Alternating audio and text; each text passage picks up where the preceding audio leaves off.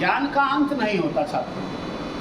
विद्यार्थी जीवन के लक्षण मैं बताना चाहूँगा आपको कि काकचेष्टा बको ध्यानम स्वान निद्रा तथैव च अल्पाहारी गृह त्यागी विद्यार्थी पंच लक्षण। विद्यार्थी जीवन जो होता है एक तपस्या का जीवन होता है छात्रों।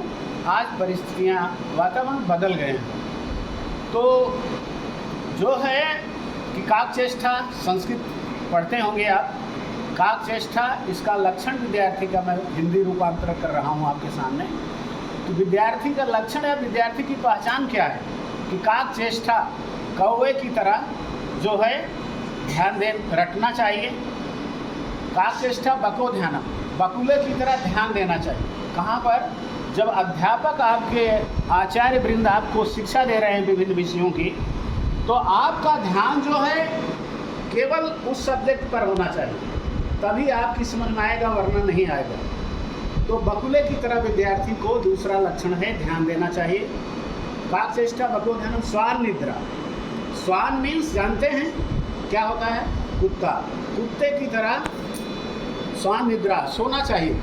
जैसा कि मैंने आपको बताया कि विद्यार्थी जीवन एक तपस्या का जीवन होता है छात्रों, तो उसे कुत्ते की तरह सोना चाहिए कि जब वो चाहे कि मुझे इतने बजे उठ के पढ़ना है तो उठ जाए। जैसे कुत्ता आप देखते होंगे बहुत वफादार प्राणी होता है।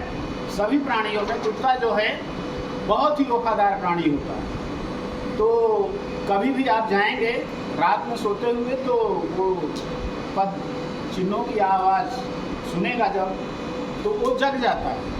तो इस तरह विद्यार्थी को जब चाहे वो अपना जग जाना चाहिए, ये नहीं कि कुंभकर्ण की तरह सोना चाहिए, जानते हैं ना। तो स्वान निद्रा तथैव च अल्पाहारी। अल्पाहारी का मतलब थोड़ा खाना चाहिए। कभी आप मेरी विचारधारा को अपना करके विद्यार्थी के कारण जो है आप अध्ययन करना, अगर आप थोड़ा खाएंगे तो आपको जल्दी नींद नहीं आएगी। अब आप 4 रोटी खाते हैं, अगर 6 रोटी खा लिया तो फिर कुंभकर्ण की तरह ही नींद आएगी। ज़्यादा खाने से नींद आती है। तो मैं भी अपने जीवन काल में विद्यार्थी रहा, तो हमारी वार्षिक परीक्षाएं होती थी कि छात्रों में खाना छोड़ देता था। हमारा कार्यकाल, हमारा समय जीवन का बहुत अलग रहा है उस समय। तो जो है अल्पाहारी गृह त्यागी विद्यार्थी, अल्पाहारी गृह त्यागी। गृह त्यागी का मतलब 5वां लक्षण है आपकी के लिए कि जैसे कि आजकल आप देख रहे हैं, पहले क्या था, टीवी जानते हैं क्या होता है, दूरदर्शन और एक बीमारी भी होती है, दोनों चीज़ें हैं।